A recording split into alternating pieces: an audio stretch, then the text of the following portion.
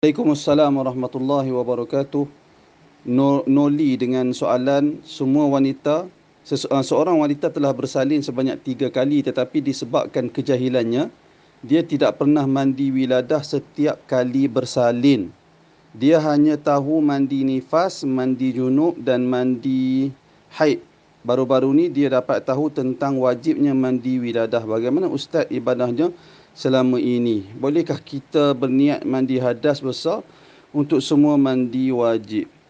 Pertama, Puan Noli, pertama sekali kena faham betul-betul apa yang dimaksudkan dengan mandi wiladah. Mandi wiladah disebut oleh para ulama mazhab Syafi'i di dalam kitab-kitab mereka. Yang dimaksud dengan mandi wiladah iaitulah seseorang wanita.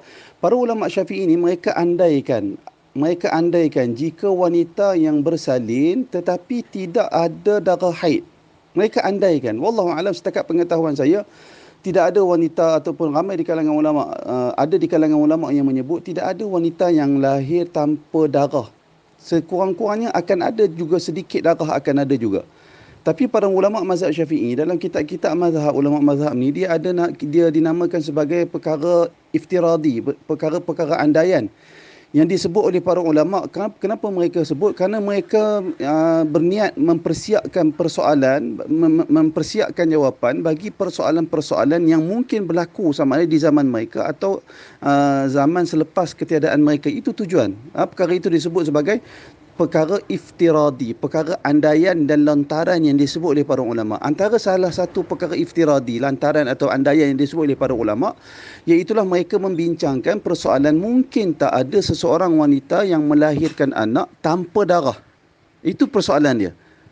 Kalau ada darah, kalau seseorang wanita yang melahirkan anak tanpa ada darah, kesemua para ulama mengatakan ke atas dia hanya wajib mandi apabila kering daripada nifas. Saya ulang lagi sekali, semua para ulama sepakat wanita yang melahirkan anak dan ada darah nifas pada dia, ke atas dia tidak wajib mandi wiladah kerana dia ada darah haid, ada darah nifas. Dia wajib mandi apabila kering darah nifas. Darah nifas iaitulah paling pendek sekali adalah satu lahzah. Maknanya asal keluar saja walaupun setengah jam sebagai contoh, maka itu dikira darah nifas. Asal keluar sahaja dia dikira darah nifas, maka bila dia berhenti wajib mandi dari kering dari darah nifas. Dan tempoh paling maksimum di sisi para ulama ada perbezaan pandangan. Ulama mazhab Syafi'i mengatakan 60 hari tempoh maksimum, manakala ghalib pada kebiasaannya 40 hari, manakala ulama mazhab Hambali berpandangan tempoh maksimumnya 40 hari. Lebih dari 60 hari kalau darah berterusan keluar selepas 60 hari dari tarikh ataupun masa bersalin, maka darah yang keluar itu dikira sebagai darah istihadah di sisi ulama mazhab Syafi'i. Saya ulang lagi sekali, bila ada darah tidak ada mandi wiladah. Mandi wiladah dilontarkan, dicetuskan, diandaikan oleh ulama mazhab Syafi'i. Mereka merujuk kepada jika ada mana-mana wanita yang bersalin tidak ada darah nifas, maka pada ketika itu wajib dia mandi sekalipun tidak ada darah. Dan mandi itu dinamakan sebagai mandi wiladah, iaitulah mandi disebabkan melahirkan anak. Itu maksud perkataan para ulama mazhab Syafi'i.